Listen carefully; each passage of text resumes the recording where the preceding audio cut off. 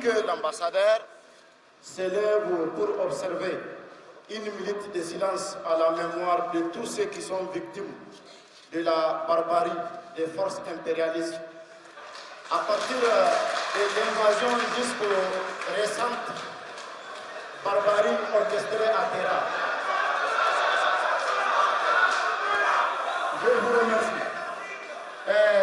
Camarades militantes et militants, je suis venu pour poser un certain nombre de questions, puisque après la communication du SG, je voudrais ajouter en disant à l'ambassadeur de la France, c'est vrai, il a parlé de l'Assemblée nationale du Niger comme la représentation nigérienne en matière politique. Mais je voudrais dire qu'en matière humaine et plus intellect, c'est aujourd'hui qu'il fait face aux vrais représentants du Niger parce qu'il n'y a aucune des communes du Niger qui n'est pas représentée dans cette salle. Et c'est pourquoi nous ne comptons pas sur une représentation à la manière très soumise pour pouvoir compter de tout ce qu'ils sont en train de faire dans le cadre politique. Mais nous pensons plus que l'Assemblée nationale du Niger aujourd'hui représente beaucoup plus la France que le Niger. Et sur ce, le camarade secrétaire général a parlé de la question de l'Areva, l'actuel Orano. Et je me souviens, il y avait eu une mission d'investigation à la Cominac qui a fait ressortir clairement de 2010 à aujourd'hui. Notez bien, la France achète l'uranium à l'État, auprès de l'État du Niger à 41 000 francs CFA. Et elle répare, cette même France, revendre cet uranium à une valeur de 126 000 francs CFA. 126 000 francs CFA. Et à l'ouverture du marché de l'uranium, vous allez constater que la France, il y a le kilogramme de ce qu'on appelle I-308, et c'est la matière la plus recherchée dans l'uranium.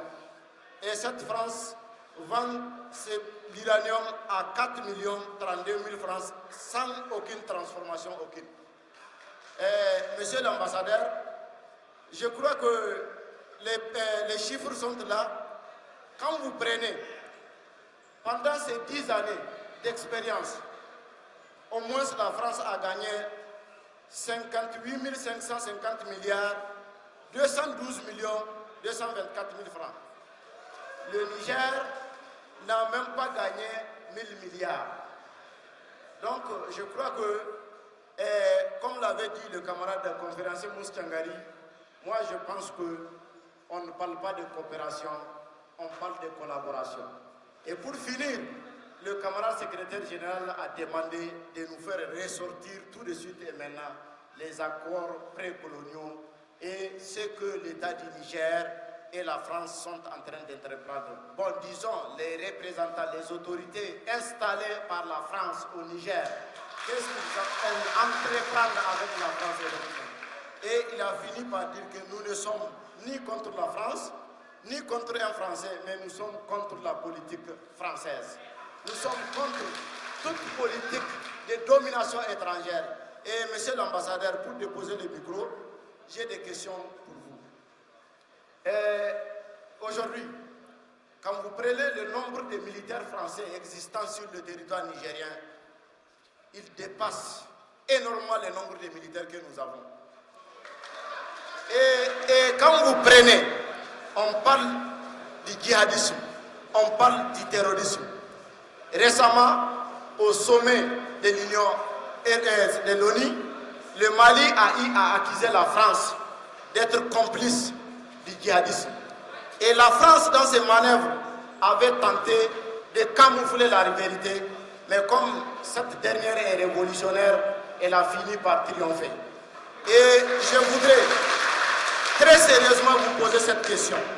La semaine dernière, le premier représentant de la France, c'est-à-dire Emmanuel Macron, avait annoncé publiquement que c'est la fin de l'opération Barkhane en Afrique. Monsieur l'ambassadeur, les autorités nigériennes ont appris, ont entendu. Nous, la classe intellectuelle, nous avons appris, nous avons entendu. Mais sérieusement, puisque nous savons, après ce genre d'annonce, il y a toujours et il y aura toujours des débats de couloir.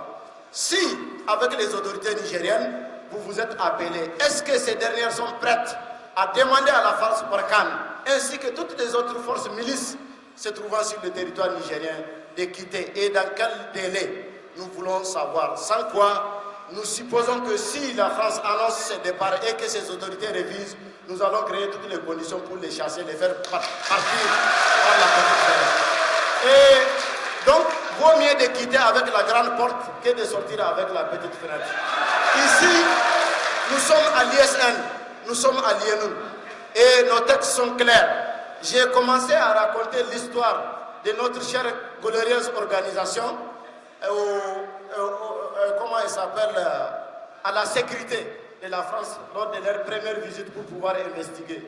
Et vous avez eu à le voir, puisqu'ils pensaient que quand ils allaient venir ici, il y aura des jets de pierre ou bien des jets de cailloux sur l'ambassadeur. Nous, je leur avais fait comprendre que nous sommes humains. Et nous, en Afrique, l'étranger a beaucoup plus de valeur que même celui qui est privé. Et c'est ce qui nous caractérise. Et vous l'avez vu, je vous assure, vous pouvez passer même la nuit ici seul, l'ambassadeur peut dormir ici. En dehors des moustiques que nous ne pouvons pas contrôler, personne, je dis bien personne, ne peut venir toucher à l'ambassadeur de commandeur. Puisque nous sommes humains et nous respectons la dignité et la vie humaine. Et pour conclure, je voudrais très sincèrement dire à l'ambassadeur de l'Afrique, nous aujourd'hui, cette organisation est contre toute présence étrangère. Que vous soyez russe, c'est-à-dire les forces étrangères, que vous soyez des forces étrangères russes, chinoises, japonaises, françaises, nous sommes contre votre installation au Niger parce que quelque part votre présence même est synonyme de ce qu'on appelle d'insécurité. Puisque si une force étrangère, pour pouvoir venir occuper un territoire, il faut massacrer les citoyens, les civils de ces pays pour pouvoir s'installer. Quelque part, je dis que l'insécurité n'est pas loin de ce qu'on est en train de venir combattre. Par conséquent, il faut plier doucement vos bagages et partir. Revenez sur la table, on va discuter, on va négocier entre nous. Je vous remercie.